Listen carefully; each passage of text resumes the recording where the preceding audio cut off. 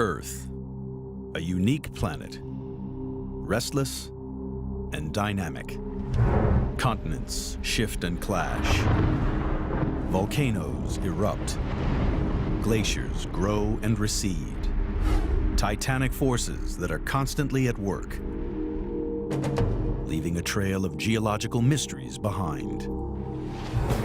This episode travels back in time to investigate the greatest geological mystery of all, the birth of the Earth. Scientists explore how our planet first formed from the dust of the solar system, how molten rock solidified to land, how our oceans filled with water, and how life arrived on Earth. These are the earliest chapters in the incredible story of how the Earth was made.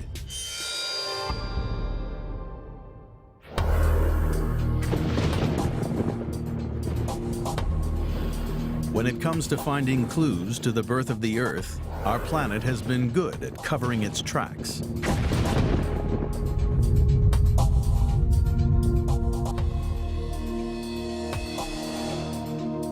Billions of years of erosion, volcanic activity, and the shifting of continents and oceans have destroyed almost all the evidence of the earliest stages in Earth's formation. For geologists trying to discover how and when the Earth first formed, this is a major challenge.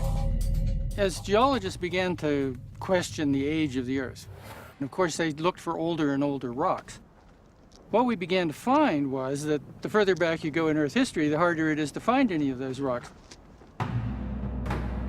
The search for the oldest rocks on Earth brings investigators to the harsh desert landscape of northern Arizona. This giant hole in the ground is Meteor Crater, formed when a massive meteorite slammed into the Earth. We didn't really have rocks from the very beginning. Well, where could we find something? What about the meteorites that have been out in space and fall on the Earth? It was here that geologists made a vital discovery. Meteorites are older than any rocks on Earth. They had found the key that would unlock the secret of Earth's formation. If the oldest rocks came from space, that is where the investigation must begin, in space.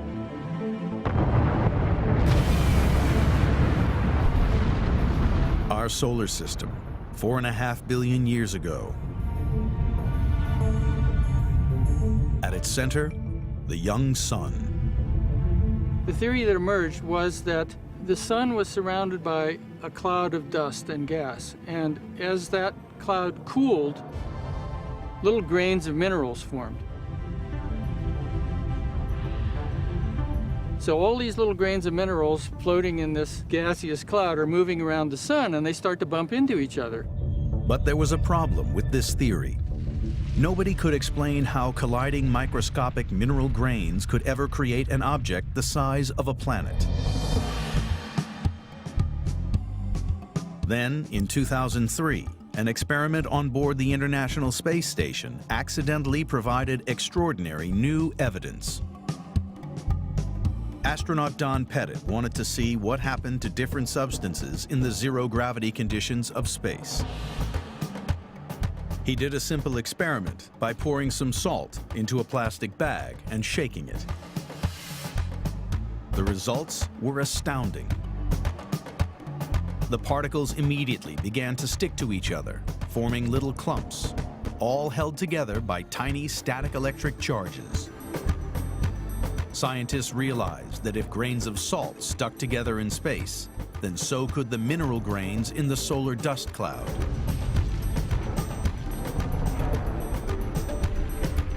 Here was real evidence for the fundamental mechanism that kick-started the formation of the Earth. As mineral grains in the solar dust cloud bumped into each other and stuck together, they grew into small pieces of rock orbiting the sun. Over the next few million years, some of them collided and grew bigger. Many of these rocks are still orbiting the sun today. they have drifted for the past 4.5 billion years, unchanged from when they first formed. Occasionally, they fall to Earth, and we call them meteorites.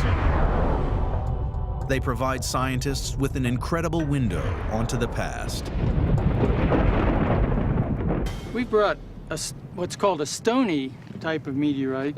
What the scientists do then is slice across it and look on the inside. And to a planetary mineralogist, you start seeing all kinds of wonderful things.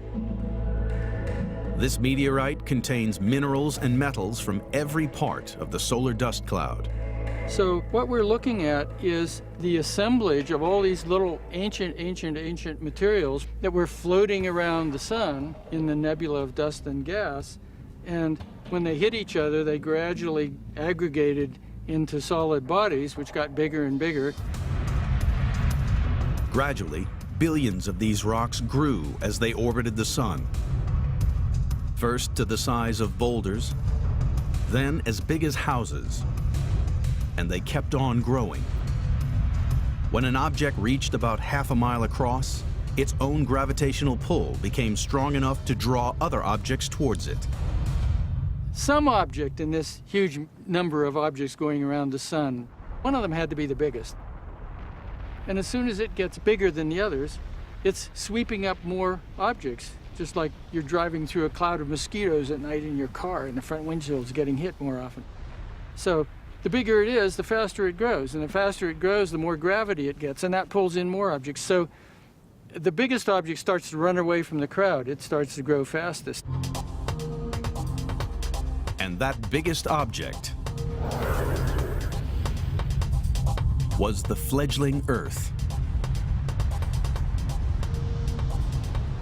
Soon, the young planet had so much gravitational pull that it began to attract bigger and bigger objects. As they crashed onto its surface, Earth's size increased with every impact. The bombardment was so intense that it only took about 30 million years for the planet to grow to almost its present size. The young Earth was made of billions of pieces of rock randomly stuck together. But geologists know that the modern Earth is not like that. Below the surface, Earth is separated into distinct layers. A thin crust, then a massive dense layer of rock called the mantle, and at the center, an iron and nickel core. Some extraordinary event must have occurred to transform the interior of the young planet. Geologists now believe that soon after it formed, the Earth completely melted. Originally, the Earth was probably just a big collection of rocks like this, but it heated up to the point where these rocks all melted. And when that happened, the denser elements sank down through to the very core of the Earth, and the lighter elements floated at the top. The huge gravitational pull dragged the heavy iron and nickel down to form the core and separated the rest of the planet into layers. What caused such a huge mass of rock and metal to heat up in the freezing depths of space puzzled geologists for many years. We think it's from the incorporation of very hot radioactive elements. They're out there floating in space. As the Earth accretes, it includes some of this ferociously hot material. As it gets inside there, it begins to heat up the rocks around it. And if you build the Earth fast enough and you incorporate enough of this really hot radioactive elements, it'll be enough to melt the Earth from the inside out. Only 30 million years after it began to form, Earth had become a giant round ball of boiling liquid rock and metal orbiting the sun. Imagine a totally molten world. I mean, it had molten magma oceans, no dry land anywhere, no water, just flowing lava everywhere. The temperature of the molten Earth was now a staggering 2,000 degrees. But at the edge of the planet, the vacuum of space is a constant minus 450 degrees. almost 2,500 degrees colder. The surface rock could not stay molten for long. It's cooling from the outside in. So from the outside begins to crust over, and you get this little scab, like on a wound, of cooled rock, but still really hot, and then gradually begins to cool from the outside in. In less than 1 million years, Earth's surface was covered in a thin crust.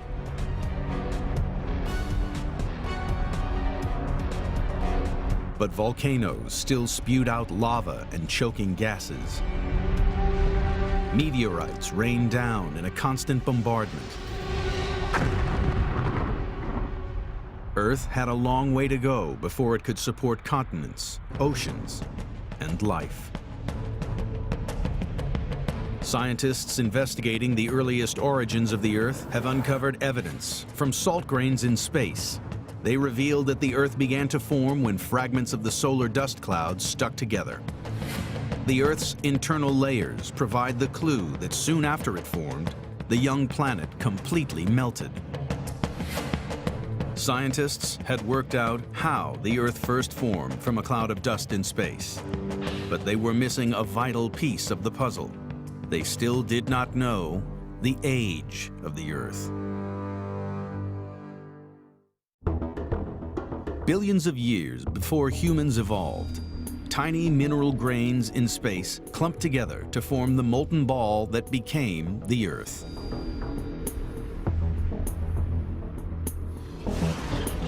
But exactly when that happened is a question that has taxed the minds of scholars and scientists for centuries. In 1650, the Irish Archbishop James Ussher added up the ages of all the prophets and kings in the Bible. His calculations led him to very precise conclusions. That Earth was created at nightfall before Sunday, October 23rd, 4004 BC. A century later, geologists realized that Earth's thick layers of sediments and volcanic lavas must have been laid down over millions, rather than thousands of years.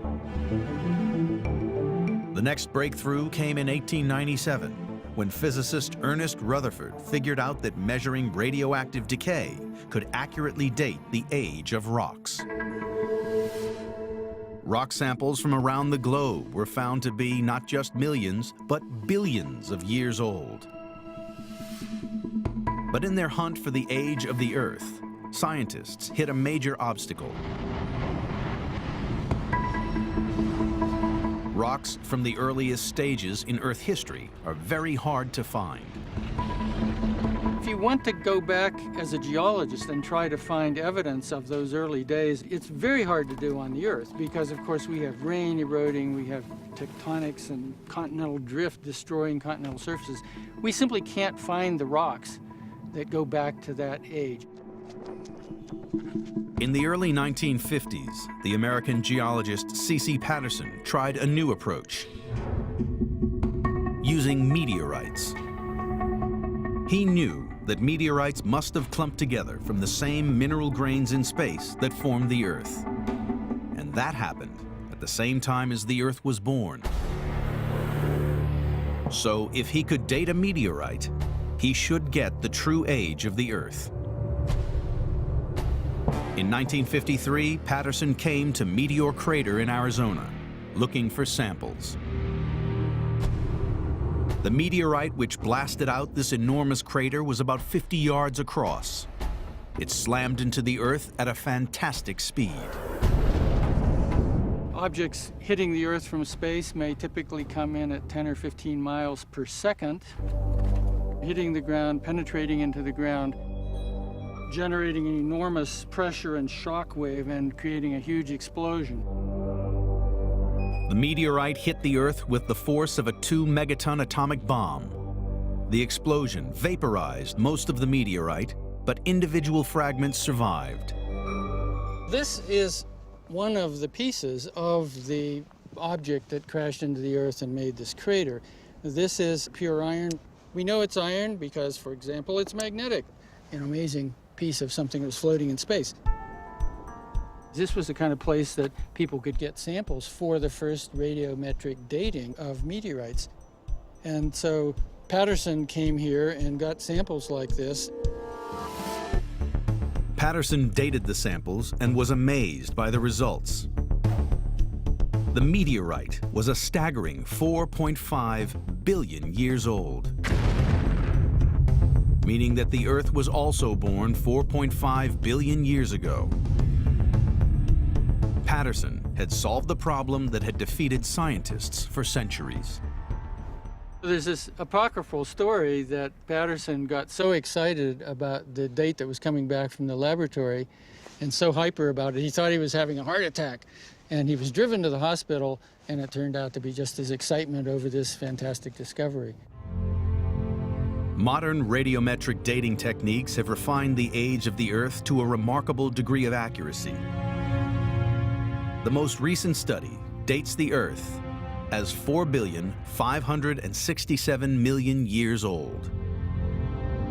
So scientists now knew how and when the Earth was formed. But nobody had figured out what happened next.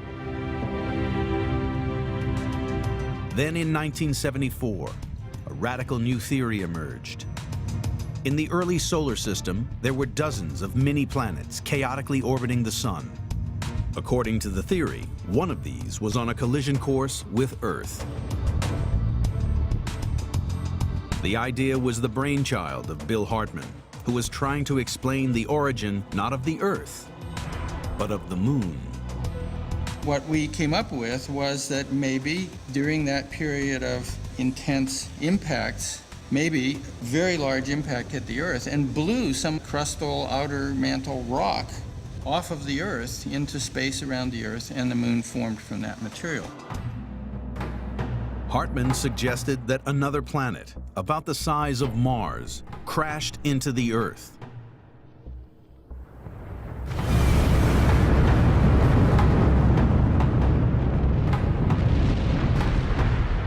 He claimed that the Moon could have been formed by debris from that collision. To many scientists, this was nothing but fantasy, but Hartmann had evidence. Collected from the Moon itself.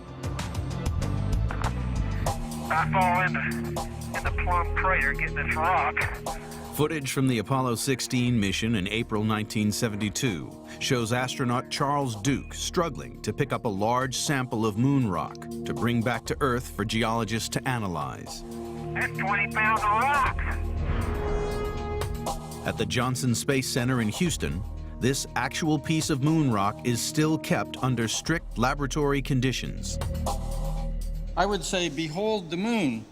This is an actual piece of the Moon, and it's the largest single rock that they brought back from the surface of the Moon when the Apollo astronauts went there. We can't touch it. They don't want human beings touching these rocks and leaving organic material on them. Until the late 1960s, geologists thought that the Moon formed in the same way as the Earth, by clumps of mineral grains sticking together in the solar dust cloud. They believed it had layers, like the Earth, and a heavy iron core. But when geologists analyzed lunar samples, they were astonished to discover that the moon rocks contained much less iron than they expected. One of the mysteries has always been, why isn't there as much iron in the Moon as there is on the Earth if the two objects are right close together in space? The question bothered Hartmann so much that he began to think that conventional theories about how the Moon formed might be wrong. That lack of iron in the Moon, or to put it another way, the fact that the Moon is made out of rock that looks like the crust and the upper mantle material of the Earth, that was a clue that the Moon may have formed from rocks from the outer portion of the Earth. This was the key to Hartmann's idea of a collision between Earth and another planet. The force of the impact completely destroyed the other planet and flung billions of tons of Earth's crust and mantle out into space and into orbit around the Earth. Within a few thousand years, this debris clumped together to form the moon.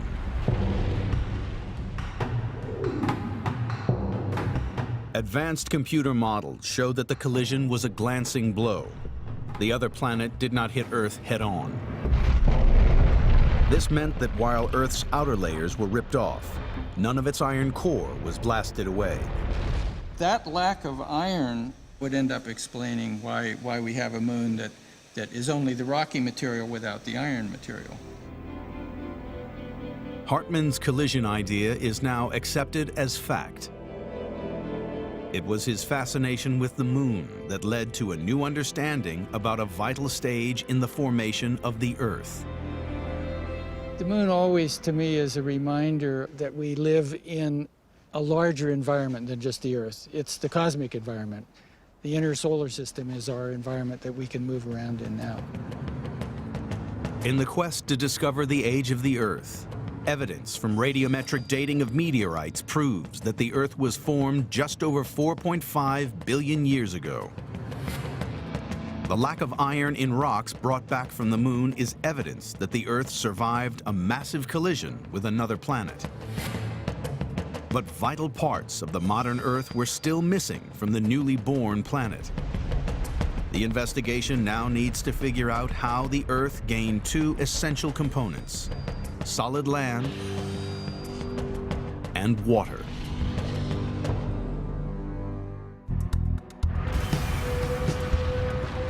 $4.5 billion years ago, Earth formed out of the solar dust cloud, then survived a devastating impact with another planet. The investigation now moves 200 million years forward in time as scientists try to discover how the first continents and oceans formed. They are looking for evidence on the northeast shores of Hudson Bay, Canada. This is the desolate landscape of Porpoise Cove, the site of an important new scientific discovery. And it's all down to a young PhD student's fascination with ancient rocks. I was interested in studying the early Earth, so the idea is to get as far as we can back in time to get these old rocks and study rocks that were there in the past. Geologists already knew that rocks in this part of northern Canada are extremely old. But something about a small area in this vast wilderness caught O'Neill's eye. The overall aspect of the rocks really looked different. And right away we knew that something was really bizarre, really unusual about these rocks. The rocks are highly altered, deformed volcanic lavas known as amphibolites. The chemistry was unusual, the mineralogy was unusual, and nobody had seen rocks like that before. O'Neill decided the rocks needed further investigation. He sent samples to be radiometrically dated. The results were astounding. We were in the lab in Washington, D.C. when we first got the first number out of the machine. And the first reaction is we didn't believe it. So what you do is you reanalyze the rock a second time. And then the same number comes up, and then a third time, and then again and again. So you say, okay, we'll analyze more of these rocks because I can't believe it. And these numbers, the signature, this really, really old signature, keep coming up, keep coming up, and keep coming up. And in the end, you have to come to the conclusion that these rocks have been formed nearly 4.3 billion years ago. The results were indisputable. The amphibolites are 4.28 billion years old, 200 million years older than any other rocks so far discovered. They are the closest anyone has come to finding Earth's original crust. These are the oldest rocks in the world, and it's amazing when you stand on it. You can try to imagine yourself almost 4.3 billion years ago when the Earth was so young and just barely forming. Walking on this landscape. And it's a really amazing feeling. These rocks are now yielding clues about the thickness of the early crust. O'Neill has found unusual minerals which can only form in conditions of very high temperature and pressure. They prove that the amphibolites were made at least 12 miles down in the crust of the Earth. This means that more than 4 billion years ago, Earth had a solid crust at least 12 miles thick. And a crust that thick suggests there must have been continents. And there's more. Evidence hidden in the amphibolites reveals that these rocks must have originally formed deep underwater. Well, you have to understand that when rocks form, they can record their chemical signature. And depending on where the rocks are formed, in what geological context they will be formed, they will carry that specific chemical signature. The chemical signature of the amphibolites is unique. It proves that when these rocks formed, Earth had not only a solid crust, but oceans. The signature we see here, it really looks like an oceanic floor. That means there was an ocean and a lot of water already at 4.28 billion years old. So it totally changes our view of what the Earth was like before.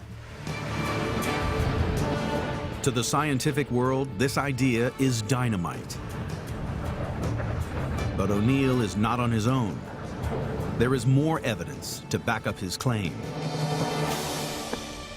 In the same ancient rock sequence, geologists find another unexpected rock type called banded iron formations. These rocks are made up of alternating light layers of silica and dark bands full of a mineral called magnetite, which, as the name suggests, are rich in iron. We usually use a magnet to try to find these minerals. It's a quick and easy way to identify for sure those rocks as banded iron formation. Magnetite in banded iron formations only forms underwater. So these rocks are further evidence that there were oceans on Earth more than 4 billion years ago. But scientists don't know how much of Earth's surface was covered by water. The only way to form this magnetite is to be like in an ocean. We don't know exactly what was the ocean at that time, but we know for sure that we need water to form those rocks. These discoveries are forcing geologists to rethink their ideas of what conditions were like on Earth less than 300 million years after the planet formed. People often think of this earlier like a ball of fire, a molten rock, but this is not the picture that we see here. We see that already at 4.28 billion years old, we probably had an ocean. We had continent that really, really looks like what we know today. So it changes totally our view of the early Earth. The investigation has now revealed when the Earth's continents and oceans began to form. Evidence from amphibolite rocks at Porpoise Cove confirms that the Earth had developed a thick, solid crust 4.28 billion years ago. Banded iron formations in the same rocks show that there were oceans on Earth's surface at the same time. All of which raises another mystery. If oceans existed more than 4 billion years ago, the investigation needs to figure out where all the water came from.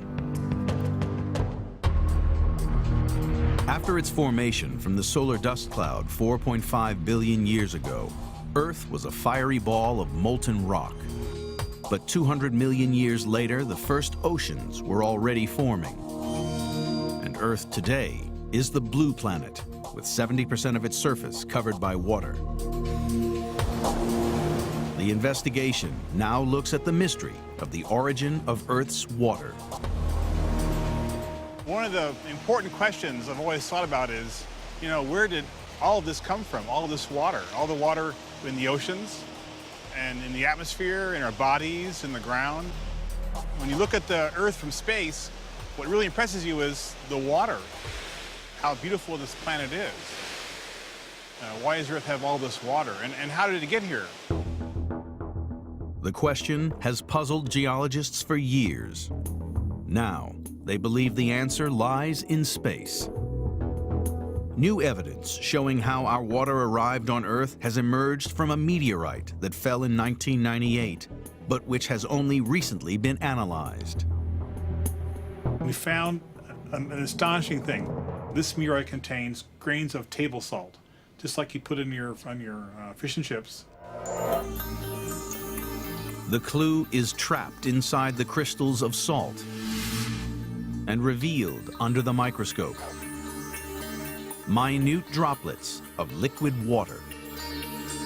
On the computer screen, you can see a little fluid inclusion, a little drop of water, and you'll know it's water. We know it's liquid because you see a little bubble moving around inside of this little droplet of water. The amazing thing about this discovery is the age of the water. You can date this by several different dating techniques. The salt itself is 4.5 billion years old. The water inside has to be at least that old, if not even older. There's no question about it. And so this water is at least as old as the solar system. Here is visible evidence that water existed in space when the Earth first formed. And Zelensky is convinced that meteorites then brought the water to Earth. And so it's looking more and more like the water arrived drop by drop in rocks like this meteorite here, landing over the course of billions of years. You have lots of material coming in every day and smacking into the Earth and depositing a little bit of water, a few drops at a time. The scale of the meteorite bombardment needed to fill the oceans with water is almost impossible to comprehend. But scientists believe that over billions of years, there were easily enough meteorites crashing into the Earth to account for all the water on the planet. Gradually, those rocks are sweating water, building up first shallow seas here and there that grow to be giant oceans.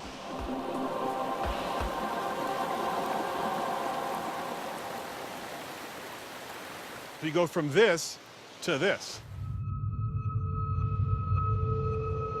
Once Earth had land masses and water, the stage was set for the development of life. The next phase in the evolution of the Earth.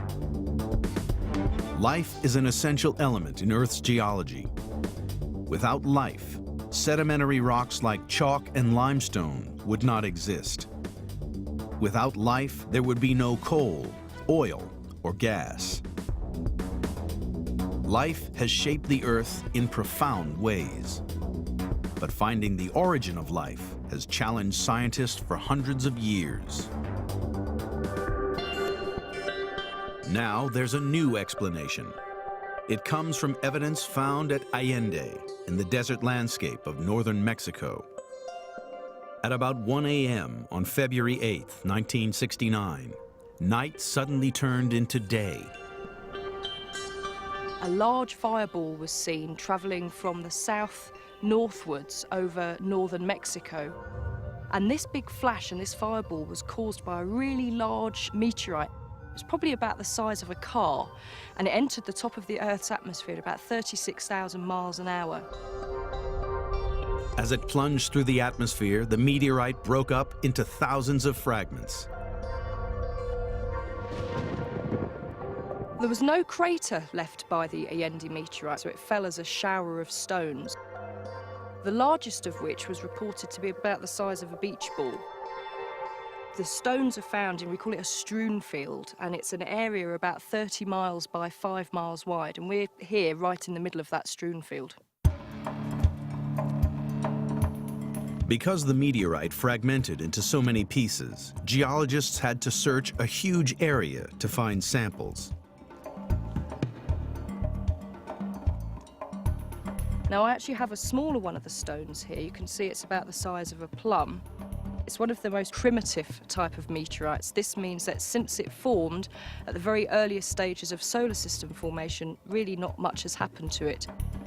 When they analyzed samples from Allende, geologists made a groundbreaking discovery.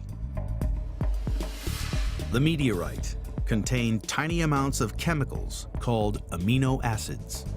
Amino acids are terribly important constituents of things like proteins, and amino acids really are sort of like the chemical building blocks for life. So to find these amino acids, these molecules, within the meteorite was a really exciting discovery. Every living thing on Earth, plant or animal, contains amino acids, and life could not exist without them. Until they were found in the Allende meteorite, scientists believed that amino acids were first made by chemical reactions on the surface of the Earth. People thought that maybe life had started on Earth in these sorts of warm pools, maybe, a few 100 million years after Earth actually formed, or possibly through lightning causing chemical reactions in the early atmosphere. There was a few theories as to how life may have started on Earth prior to the discovery of amino acids in meteorites. Since Allende, amino acids have been found in hundreds of other meteorites. Their discovery has revolutionized ideas about the origin of life on Earth. Scientists now believe that the building blocks of life originally came from space. Meteorites containing amino acids have bombarded Earth ever since the planet formed, and it was these amino acids which were the starting point for all life. Hunting for the origin of Earth's water and life, the investigation has revealed that the water on Earth arrived here inside meteorites. And meteorites also brought amino acids, the building blocks of life, to Earth from space. Scientists now need one more piece of the puzzle to explain the final stage in Earth's journey. From particles in the solar dust cloud to a planet where life itself builds Earth's geological features. 4.5 billion years ago, Earth formed out of the solar dust cloud. 200 million years later, the first continents and oceans were developing. Meteorites brought water and amino acids, the building blocks of life, to the surface of the planet. The investigation now moves forward to the period 3.5 billion years ago. New forms of life were about to emerge, which by their very existence would create new kinds of rocks. But life as we know it needs oxygen, and 3.5 billion years ago there was no oxygen on Earth. At the time, the atmosphere was deadly poisonous. Volcanic eruptions filled the air with a choking mixture of sulfur, methane, carbon dioxide, and sulfuric acid. But primitive life forms did exist. The fossilized remains of strange coral-like structures have been found in rocks more than 3 billion years old in many parts of the world. They are called stromatolites, and they are a clue as to how the atmosphere filled with oxygen. Living stromatolites are incredibly rare. One of the few places on Earth where they can be found is in another part of the northern Mexican desert. This is the high valley of Cuatro Ciénegas. You might think that this is just any old desert, but it's not. This is a very special place because of particular way the chemistry is in this valley. It's unlike any other place on the planet.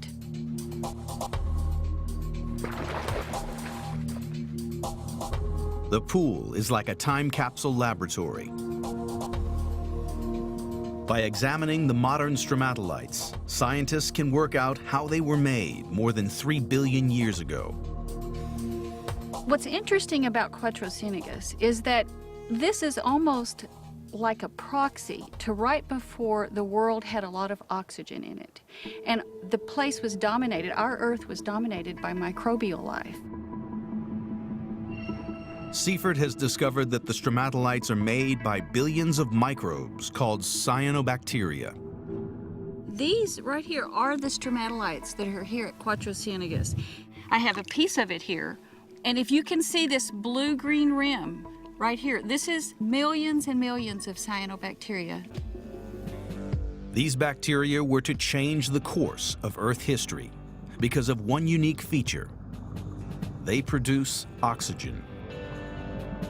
Here at this pond, we can actually see them doing their job. We can see them making that oxygen. So when I get in the water and I actually go up to one of these cyanobacterial mats, if I look very closely, all of the community is making oxygen. And as that oxygen collects in that mat, it produces a little air bubble. And you can watch that air bubble just transfer to the top, and that's actually when oxygen is being released to the atmosphere.